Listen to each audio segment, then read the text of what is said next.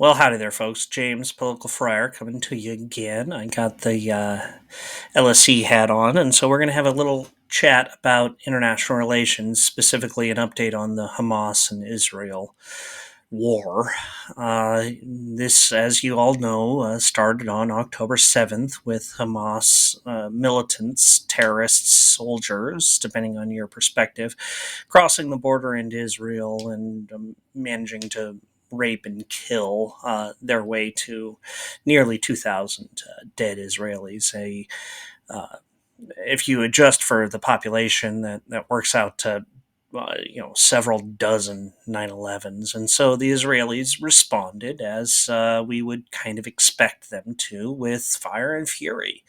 As one former president enjoyed saying, that is the natural response to being attacked like that. And so the Israelis have, at this point, conquered the surface of northern Gaza and have effective control over southern Gaza too. The underground of both of those places is still highly contested because that's where Hamas went. Hamas went underground into their tunnel network and is continuing to resist, killing Israeli soldiers every day, although suffering casualties every day too. But the real population that's suffering casualties are the Gazan civilians. Now, we have a question about who's really responsible for protecting the Gazan civilians. Is it their government, that is to say, Hamas?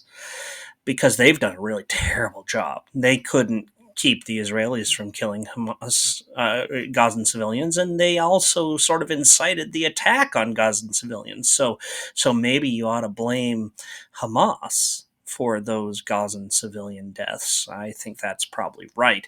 But you also have a reality that Israel is held to a higher standard.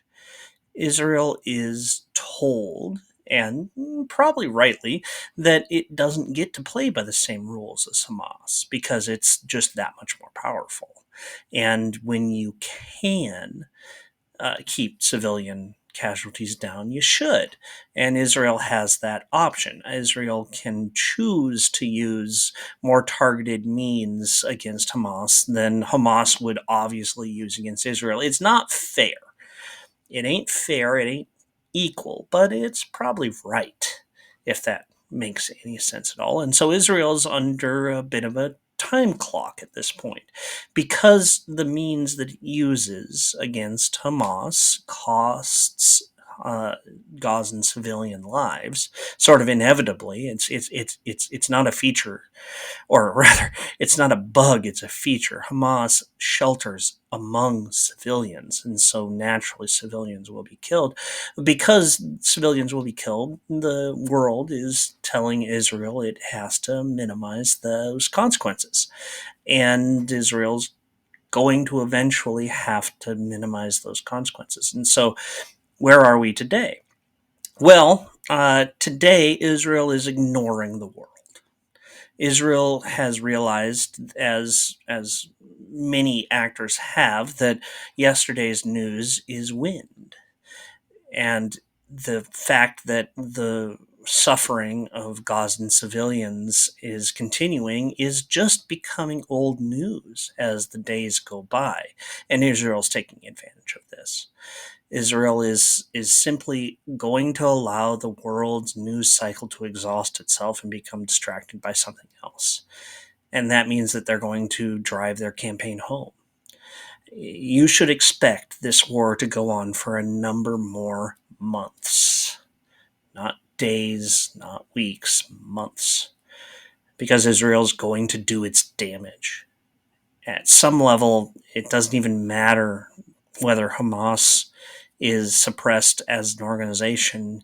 It matters more that there is retribution against those who harbor Hamas. It turns out in Israel that those Gazan civilian casualties are also not a bug, they're a feature. Israel wants the Palestinians to reject Hamas because it knows that it can't do that for the Palestinians. So all it can do is terrorize, and make the Palestinian citizenry suffer for its political decisions. I mean, usually this stuff doesn't work. You really don't bomb a populace into a political reversal.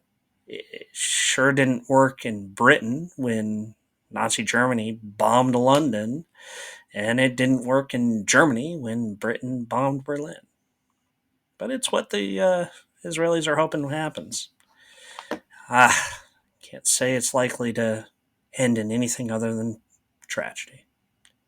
Anyway, it's just a thought. Let me know how wrong I am in the comments down below. I really appreciate you leaving a like. If you haven't already, go ahead and subscribe, and we'll talk to you